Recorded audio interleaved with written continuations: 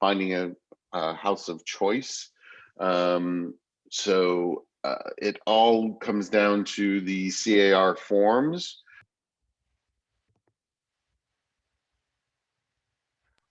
I got muted somehow. Sorry. I think that was me. The people I are think flying you in so did. fast. I clicked on the wrong person. Sorry. Oh my goodness. Hopefully you heard some of that. You better start over. You never know. Okay. Okay, I won't say it.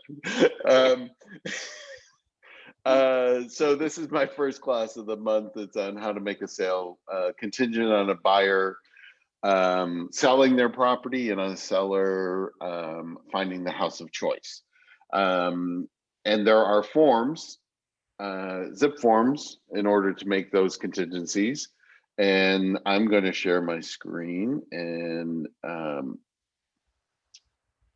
now you should be seeing the homepage of CAR. This is how you get into your zip forms. I'm not going to get into zip forms, but I am going to. I've used this the last couple of times I've taught a class. It's called Forms Tutor. So if you go to Transaction Center, you can get into your zip forms here, right there. But underneath that, it says Forms Advisor and Forms Tutor. So you click on that. Don't worry about Forms Advisor. Access Forms Tutor. And there you go. This is Forms Tutor. Now, not all CAR forms are in this, but they're some of the most popular, for lack of a better term, forms are here, and they tell you all about the forms and how it should be filled out. I do, while I'm here, because this is a great tool when you're working with buyers and or sellers, the consumer RPA summary. You click on this, you put in your client's email address, and then an email is sent to them, and a very interactive RPA purchase agreement is sent to them, and they can go line by line, ask about what each line is. And it's a great tool for first-time buyers. It's a great tool for sellers to make them aware of what they're going to see once they get an offer. So send it to yourself. Check it out. So here we are. We're going to go. These are some of the forms. All these forms you can go and look at, and it will tell you about them. But this is in order for a buyer to sell their property before buying the seller's property. It's contingency for sale of buyer's property, COP. All right, so you use this form as an addendum to the purchase agreement in order to make it contingent for the buyer's property to sell. So here, it's the usual information of what the RPA, when it's dated, and who it's between, and the property address. But section 1 of this, and this is really important because a lot of people don't realize this. Paragraph 1 defines the default contingency as the buyer to both enter into a contract for sale of the buyer's property and this is what most people don't realize, and to close escrow. So the contingency is for them to also close escrow. It's not only for them to get under contract, and they need to close escrow because they need the funds for this in order to purchase the new property. So that's why it is also to enter into a contract and to close escrow. So that is the default contingency length for this form. Now, paragraph 1B limits the contingency solely to the buyer entering into contract. So if 1B is not checked, it's for them to close escrow. But if 1B is checked, it's just for them to get under contract. So that's 1B. I should have pointed this out. These little blue dots, when you go into Forms Tutor, this is what's so great about this, is when you go into it, you click on these blue dots and it explains what the paragraph is about. So that's a neat little thing. So paragraph 1C limits the contingency solely to the buyer closing escrow. Buyer must provide the required evidence that their property is already in escrow, and the contingency for the sale of the property will last the entire escrow period. So if they're already in escrow, you can check 1C, put in the escrow information, and the contingency is until they close escrow. So section 2 limits the time for the buyer to enter into escrow for the sale of the property. And the default on that is 17 days. So they have 17 days to enter into an agreement to sell their property. And then they have to show proof that they have entered into escrow. That's what 2B is about. Now, paragraph 3 provides the seller information on whether the buyer is currently, if they have a listing agreement on file, or if it isn't in the MLS, then it tells them that they shall deliver evidence to the seller within 1 day after acceptance that it is listed. So it used to say, are you listed, are you not listed, and then not really give a time frame for them to list it. This now, if the seller says, if I accept your offer, you've got to be on the MLS within one day. All right, so section 4, paragraph 4 provides that the default period for the sale of the buyer's property will last the entire contract period of the purchase of the seller's property. By checking the box in paragraph 4, that time period can be shortened to 5 days before the scheduled close. So, if you're 5 days from closing escrow, most likely the buyer's property, all contingencies have been removed, and so you can, remove the contingency 5 days prior. I guess it doesn't really mean that much, but yeah, I don't know. I don't really know why you would do that if it's going to be till the close of escrow. Status of sale of buyer's property. So this requires the buyer to keep the seller informed about the status of the sale of their property, and gives the seller the right to require that the buyer show proof of the removal of contingencies on the purchase of the buyer's property. So at any time when the seller requests in writing, show me what has been removed, this gives them the right to do so. So that's item 5. Paragraph 6 requires the buyer to deliver written notice to the seller if either the buyer or the purchaser cancels the contract. Because if they have, then technically the seller can cancel because they're no longer under contract. He doesn't have to wait around, but you can also renegotiate, and you can extend that if you want. In a seller's market, I don't know if you would necessarily do that, but anyways. Paragraph 7 deals with backup offers and seller's right to cancel. Paragraph 7 allows the seller to continue to market the property for sale and accept another offer.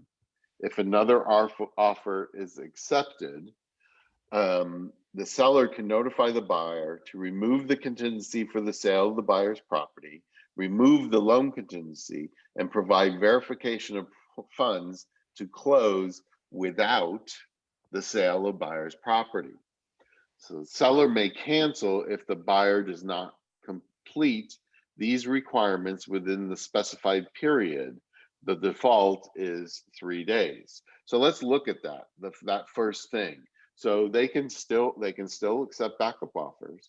They get a better offer, or they get an equal offer. And maybe it's a non-contingent offer. So they can go to the buyer and say, Mr. Buyer, you've got 3 days to remove your loan contingency, the contingency to sell your property, and show me that you can close this deal by showing me the funds.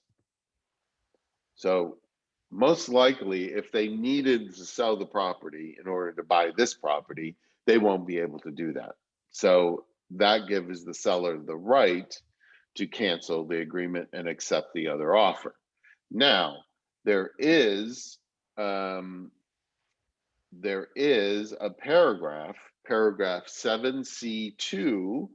The seller agrees that for a specified time, the seller does not have the right to require that the buyer take these actions. If the box in paragraph C3 is checked, seller has agreed not to require buyer to take those actions during the entire period of the contract. So once again, so if you check 7C2, there's a delay the right to notify the buyer. So you're giving them 17 days, which is the default, or you're giving them an X number of days after acceptance, where the seller's not going to be able to take any backup offers and can't push the buyer out. Or if you check the box 3, if you're the buyer, you're going to want to check box 3 that during the entire period of the agreement, they don't have the right to kick them out. So most likely a seller is not going to do that, but you can usually get a delayed notification out of the seller for a certain period of time. And that's usually, you want to get enough time where you're in escrow and you've got a good sense that the purchase of your property is really going to go through, so that it looks like you can really close. So removal of contingencies, section 8 clarifies that contingencies can only be removed in writing, and notwithstanding that the buyer may remove contingencies, buyer must still timely perform required actions. What does that mean? They need to do their inspections, they need to do all that, while all this is going on. So the next page is the seller's right to cancel. This gives 7 reasons the seller may cancel the contract. For example, after a notice to perform, the buyer does not enter into a contract for the sale, during that time period, they haven't gotten a contract, then the seller can cancel. Paragraph 10 identifies 3 reasons the buyer may cancel. For example, depending on the contingencies agreed to, if the buyer is unable to enter into contract for the sale of their property, the buyer is unable to close escrow, the buyer can cancel this. That's one of the reasons that the buyer can cancel. And then we have paragraph 11 identifies when the time periods for the purchase of the seller's property begin for disclosures and investigations.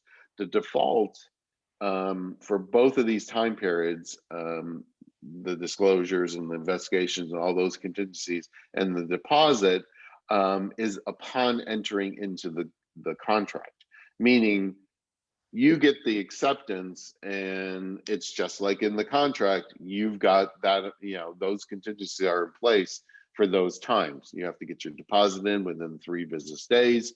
You've got to do your inspections within whatever the contract is. That all has to take place while you're still either trying to find a buyer for your property or dealing with that escrow.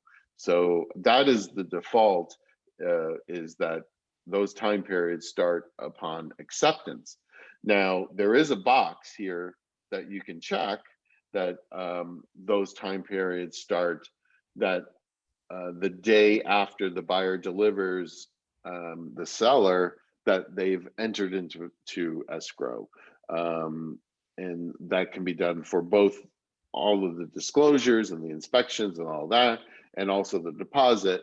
But I'll tell you that a seller is probably not going to agree to that. They're going to want at least the deposit. They're going to want the buyer to have some skin in the game from that. So, and then below the signature block is a section that the seller may use to give the buyer notice to remove contingencies and provide proof of funds. So they've already have like the notice to perform right here. Hey, Mr. Buyer, you need to remove this contingency and show me that you can go forward on buying my property. So that's the COP.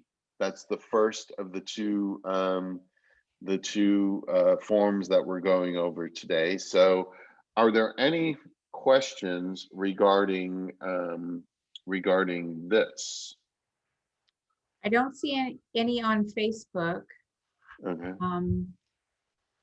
And I guess people can unmute themselves or put it in the chat if they have a question. Anybody have any questions? If not, I'm going to move on to the next form. I have a question. Go ahead. I have seen a property and it says that seller would prefer to have 30 to 60 day or a longer rent back option. Means what should I do? Should I close the escrow? Because after selling the property, seller wants to stay for 30 to 60 days or even a longer time. Well, when it gets too long, if there's a loan on the property, then a lot of times the lender's not going to allow for that long of a rent back. How long the lender allows? Well, that depends on the lender. You have to ask the lender. So, but a buyer, unless if they're buying it to live in, they're not going to want to be without their property for, I would say the 60 would be probably the maximum that a buyer would want it. Okay, so in that case, we keep the escrow open or we can close it? No, the escrow closes. If you're doing a rent back, then a rent back between 1 and 29 days requires a form called the seller in possession. So it's an SIP. Anything 30 days or more requires a residential lease after sale. So it's just like any other lease. So, so the escrow closes, and a lot of times say, well, we'll do our final walkthrough after the length of the rent back. No, your final walkthrough takes place prior to the close of escrow. Unfortunately, that's it. And then afterwards, really kind of you're out of this. Your job is done. You sold the property. It now becomes a rental agreement between a landlord and a tenant, which you have no control over. I mean, I know that we usually stay into it, but really your job is done. No, actually, I'm talking about, I'm a new realtor and I'm also looking for property for myself. So I saw a property in which the seller wants to stay 30 to 60 days or even longer.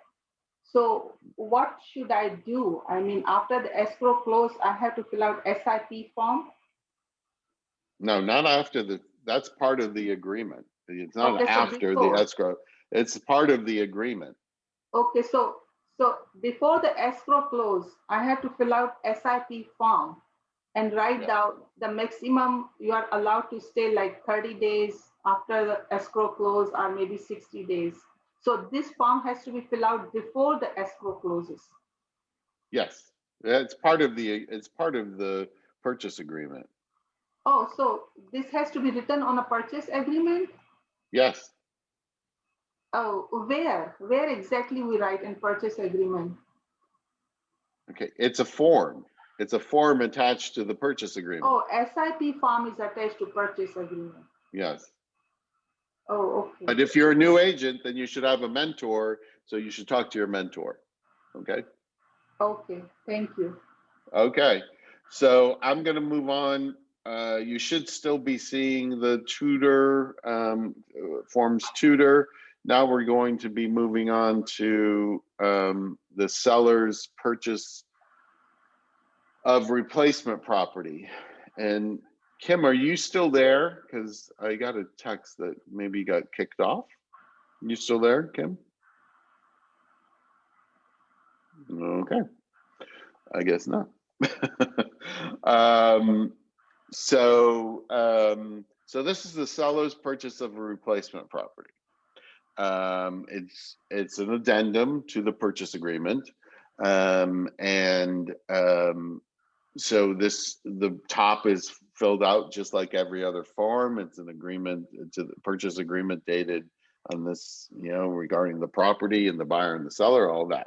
So finding a replacement property. So section 1, the contingency is for the seller entering into a contract for a replacement property. The seller has 17 days, unless otherwise agreed, to remove the contingency. If the seller does not remove the contingency, the buyer can cancel the agreement. Even after the seller removes the contingency, the seller may extend close of escrow for an agreed upon time. So basically, unlike the COP, which was a contingency that lasts until the close of escrow, this is only a contingency for the seller to find a property. That's the default, only to find it. So if the seller already has entered into escrow, 1B would be filled out, which is the seller has entered into a contract, and there's the escrow holder and the escrow number. So that's if they've already entered it into escrow when they entered into this agreement. And then here we have on 1C, you can check close of replacement property. So like I said, unlike the COP, which the getting into contract for the sale of your property and close of escrow are the default, this is an option that you can make it an option that it's also contingent on them closing escrow, the close of escrow. So a seller would want it to close in order to exercise this contingency, because what if they find something and then it falls out, and then then they don't have anything. Section 2 deals with the addendum provides the time periods of the purchase agreement for inspections and all those contingencies. So section 2 deals with those time periods, and the default on this one is that the agreement is the day after the seller delivers to the buyer a written agreement removing the finding the replacement property. So those contingencies for inspections and all of that, the default on this is the day after the seller provides that that removal of the contingency, instead of as it is in the contract. So everything is delayed on this one, and that includes the deposit. So if you were buyer, well, the buyer's deposit,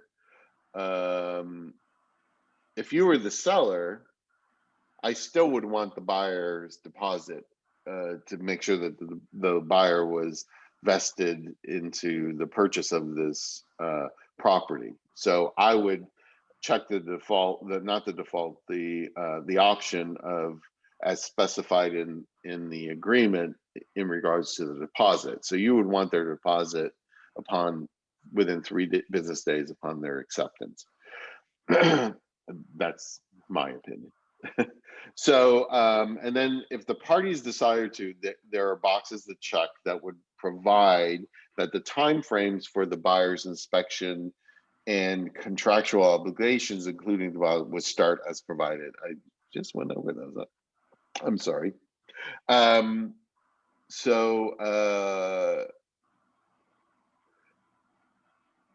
This close of escrow, buyer and seller agree that the seller may extend the close of escrow by X amount of days, who knows what, or a specific date. So if seller gets into escrow, you can pretty much figure out, okay, I'm going to get into escrow within a couple of weeks, then I'm going to have a 30-day escrow.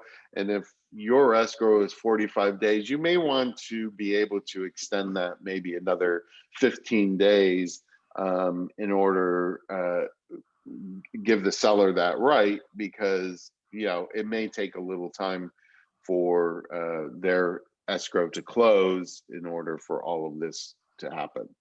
So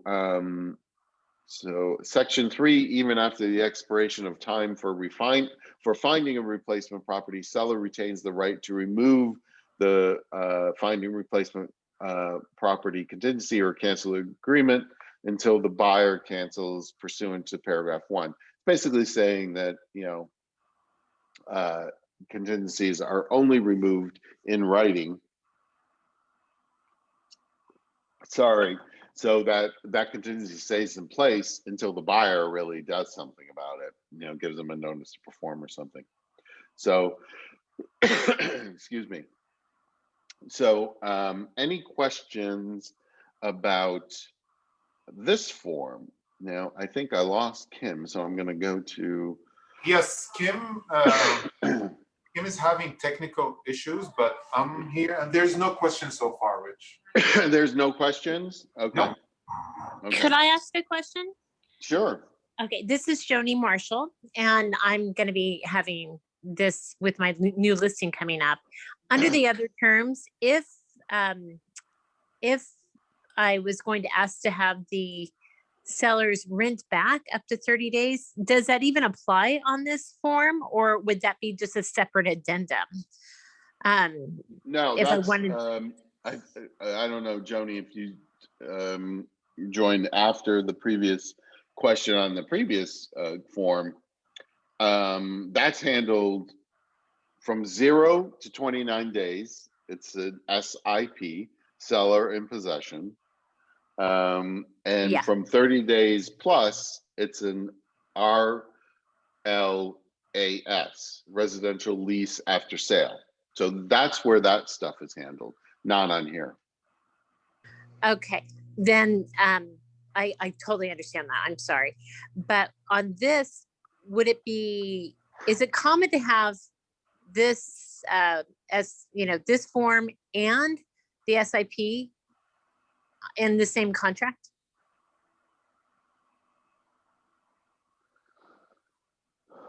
Let's see. I'm thinking. Yeah, because really it would. This and well, it would technically extend it 60 days, and you could because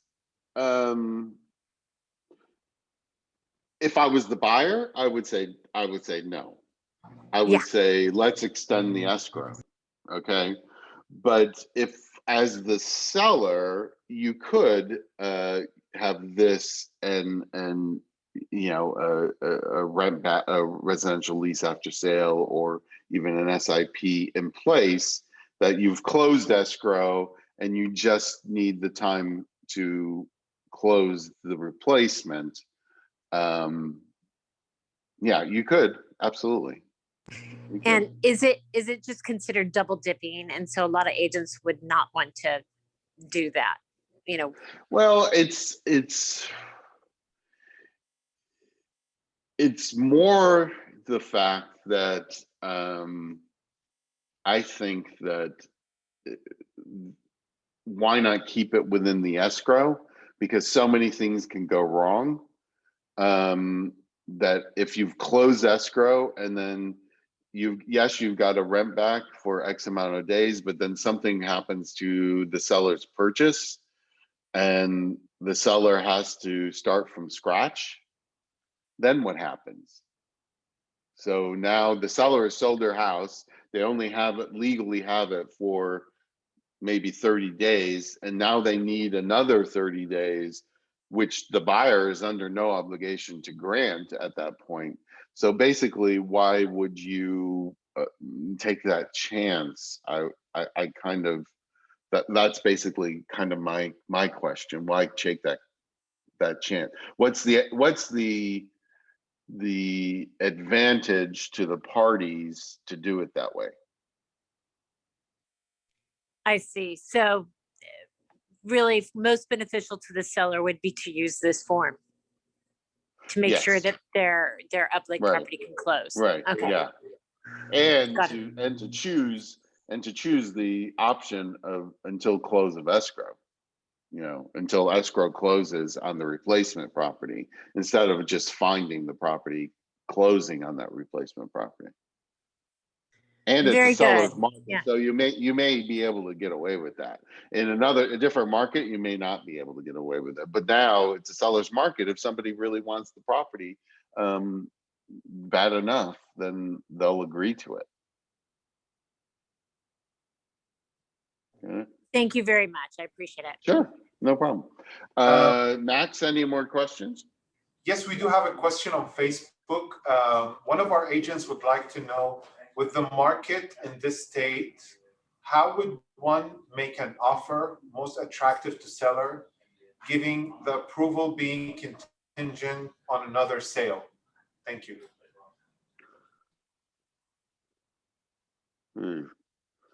Well, I mean, there are contingent sales going on. I mean, there are to make it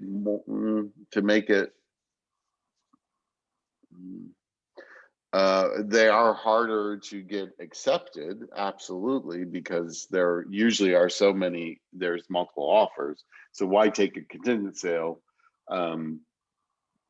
Here's the thing, money talks.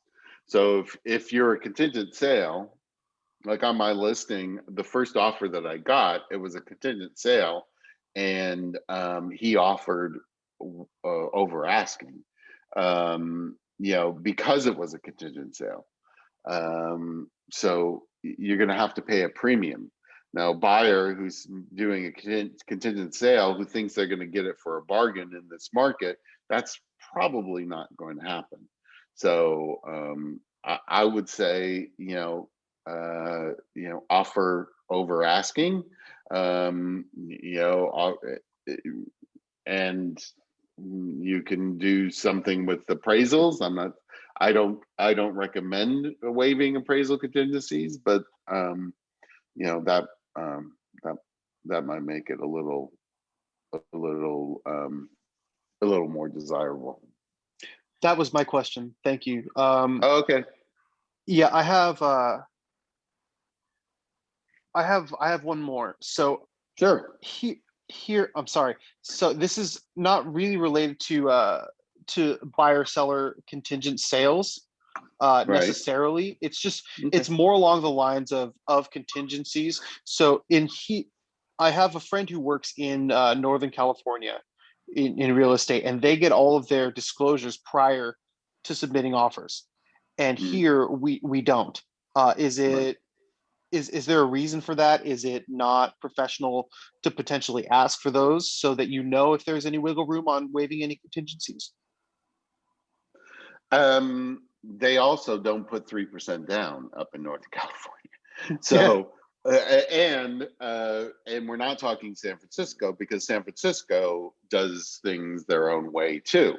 So every market does things. There isn't a right answer. It's the norm in Southern California to go by the contract of you have the seller has 7 days to submit disclosures.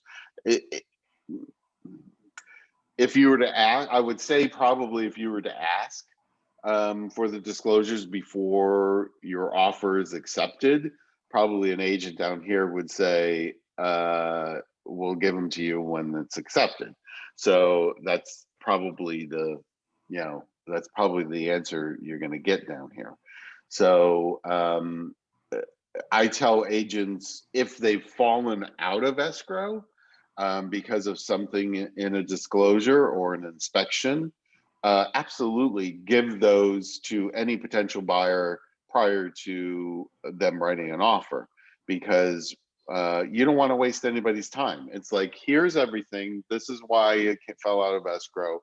Make your offer. That if there's something bad on an inspection report, either the seller can fix it or they can get their own vendor to come in and dispute it. But that's usually when I would say to an agent who's a listing agent to give the disclosures beforehand, is if it's already fallen out of escrow and it's because of something that was disclosed or something that was in a report, so that they're making their offer with their eyes wide open. Can I Does that ask answer? you some? Yeah. Understood. Thank you so much. Sure. I'm sorry. Can I ask you something? To Sure. bring the SIP form on the screen so I see exactly how. Let's see if I have it here. Let's see. Let's see if it's a part of this. Hold on.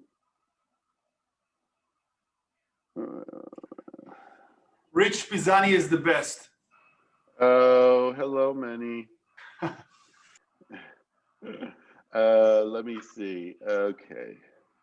SIP. It's not in this. Well, let me go back to zip forms. Hold on. Yeah.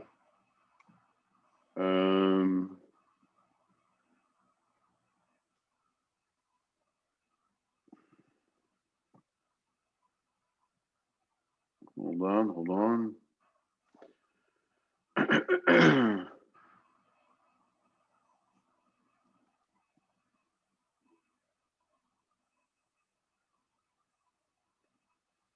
While I'm waiting for this to load, there was something I wanted to tell all of you, is in that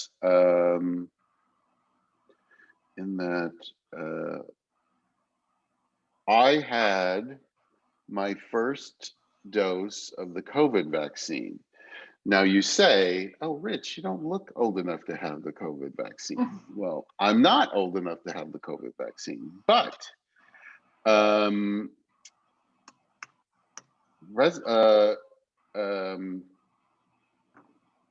real estate is we're essential workers. So this phase of vaccines is open to essential workforce. Now, I had to explain that to the people at the place, I will say, but as soon as they brought it by, because I was the first one who, at this particular place, who tried to do it. And as soon as they got their supervisor, and their supervisor went back in and they talked to somebody else, and they came back to me and said, now what do you do? I said, well, I buy and sell real estate for clients, and I'm showing property and all this stuff. And then he asked me a question, do you do open houses? And I said, no, we're not allowed to do open houses. And he says, this guy's okay, so give him a shot. So we are essential workforce, and so they may not be used to it because they're used to grocery workers and all that stuff, but we are. And according to the guidelines, we should be eligible to get our vaccine. So if you're not of that age, go out and get an appointment and get a vaccine. So if you want it, you know, not everybody wants it. So do you happen to have a link to the guidelines handy saying that we are the in that guidelines, they are, this was on, if you go to, I went to a website called curative.com, CURATIVE.com. And I think they run vaccine sites up and down the state. So in your area, there should be one. And then on there, when you're making your appointment, it says they're in phase B, and it says there's a link that says click here for other essential workforce groups. You click on that. I'll tell you that we are group number 13 because they were asking me these questions and I took a picture of it. And that's residential and commercial real estate. And then further down, there is a paragraph, and I think it was 12, that said buying and selling real estate and showing properties. They specifically said showing properties. So that's what kind of got me in. So, yeah, check it out, curative.com. I'll put it in the chat when I get there. So you guys should be seeing the SIP. If anybody thumbs up, Max, you seeing SIP, seller license to remain in possession? I don't see that. What do you see? We are stuck at the zip form window. Okay, well, look, wait, let me unshare and let me reshare. Okay. How about now? Now we can see it, yes, thank you. Okay, so this is the seller license to remain in possession. And this is only good for 1 to 29 days. If the seller is staying in the property between 1 and 29 days, this form needs to be completed. It says the term, how much they're paying, all of that, who's doing utilities, all of this. It's a one-page thing, and that's seller license to remain. And that's an important word, license. You're not establishing a lease because tenants have certain rights. That's why you really don't want a seller to stay in a possession more than 29 days. So that's this form. That's a seller license to remain in possession. And then if it's more than 29 days,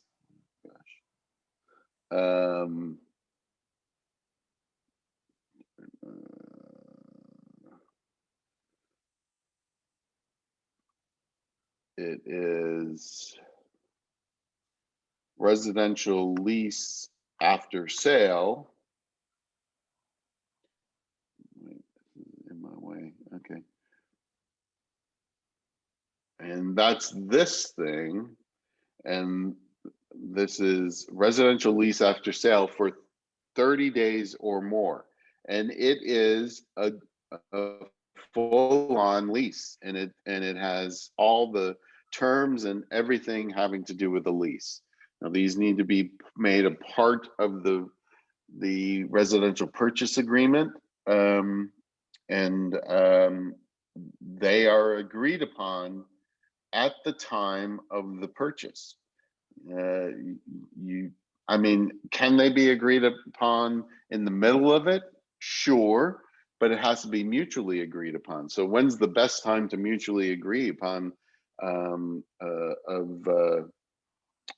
terms?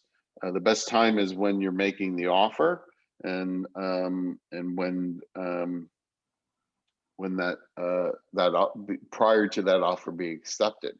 Because in the middle of it, buyer doesn't have to agree to anything. So So that's those forms.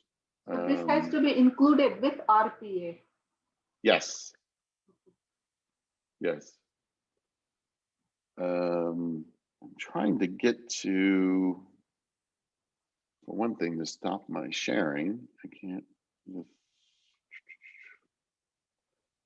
Okay, move that there. All right. Stop sharing. Now I'm going to look for the chat. Okay. Here at curative.com. That's the website. Let me make sure that that was the website. Wait, hold on.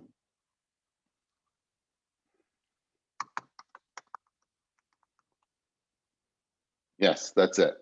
So you click on make an appointment, curative.com, make an appointment, and go from there. It took me a while going back and forth in order to find an appointment, but I kept going back because I just did this yesterday and I got an appointment today. So it's possible. And also, I also want to tell you that even if you don't have Kaiser will give you shots out to other people with different insurance. So you don't have to be a Kaiser patient in order to get a shot from Kaiser. So any other questions? Yes, I have a question. Sure, go ahead. Hi, Rich. Congratulations on receiving the vaccine. Also, did you know which one it was? Like it was Pfizer or the other? I had the Pfizer. I had Pfizer. Pfizer.